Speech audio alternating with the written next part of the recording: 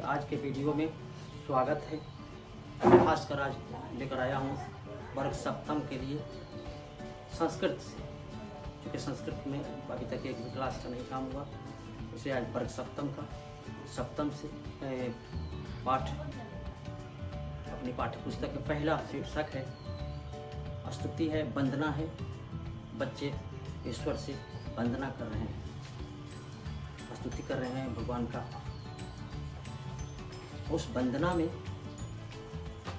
किन रूप का वर्णन करते हैं, भगवान से क्या मांगते हैं।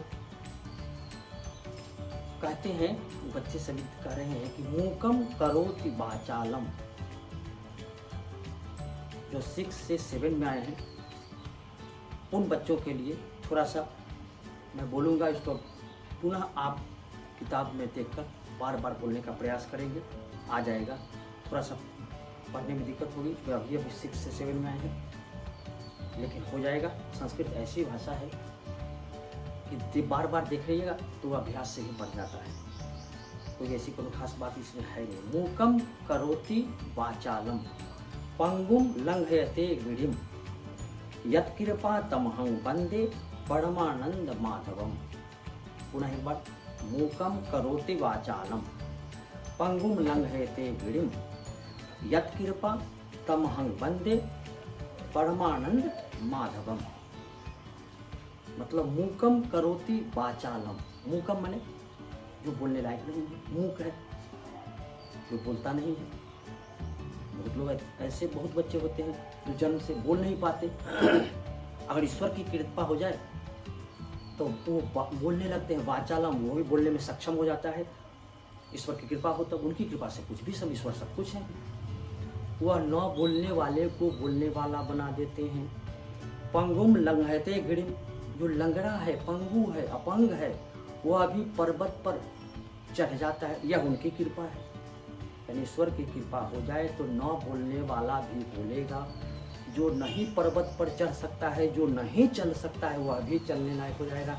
ऐसे ईश्वर को यत् कृपा, जिस पर उनकी कृपा हो जाए, ईश्वर की कृपा हो जाएगी, तमहं, हम सभी, मैं उनका तमहं वंदे परमा ईश्वर, मैं उससे वैसे ईश्वर को वंदे परमानंद, जो सबको सुख प्रदान करने वाले हैं, सबको देखने वाले सर्वव्यापक ईश्वर हैं, मैं उनको नमन करता हूँ, प्रणाम करता हूँ।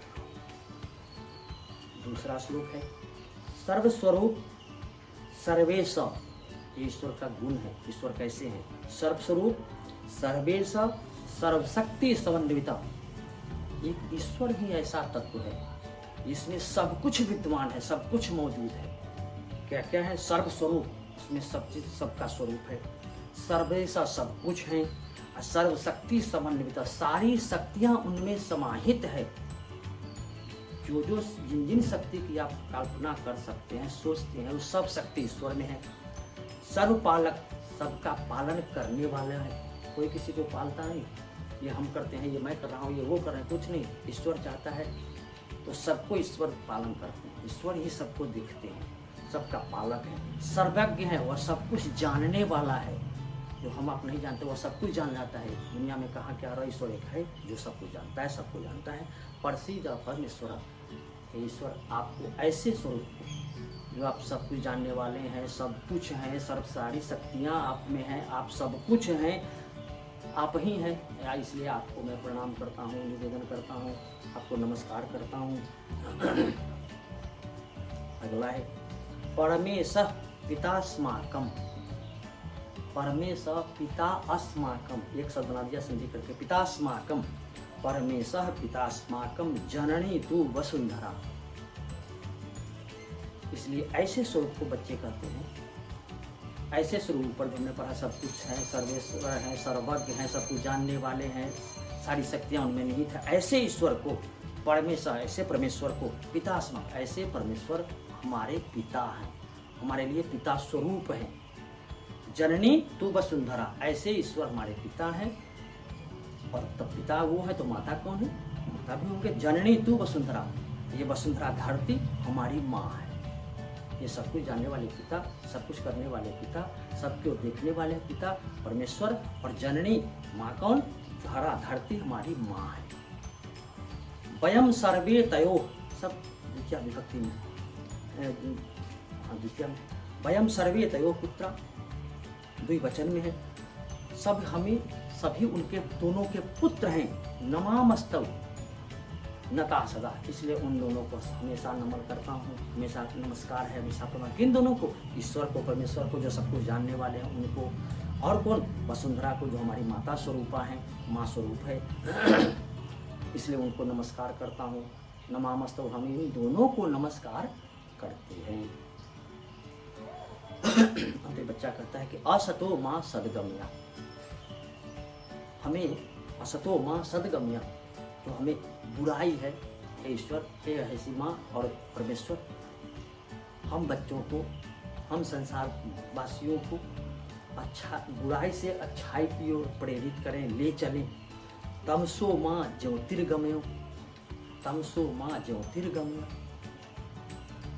अंधकार से प्रकाश की ओर चलने के लिए प्रेरित करें, अच्छाई से, बुराई से अच्छाई की ओर, अंधकार से प्रकाश की ओर।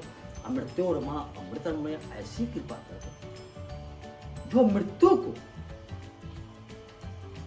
अमर में, अमरता में बदल दे, माने मरकर भी अमर हो जाए। कुछ ऐसे है ना कि मरना, जीव है तो मरना तो लगा हुआ है, मरेंगे।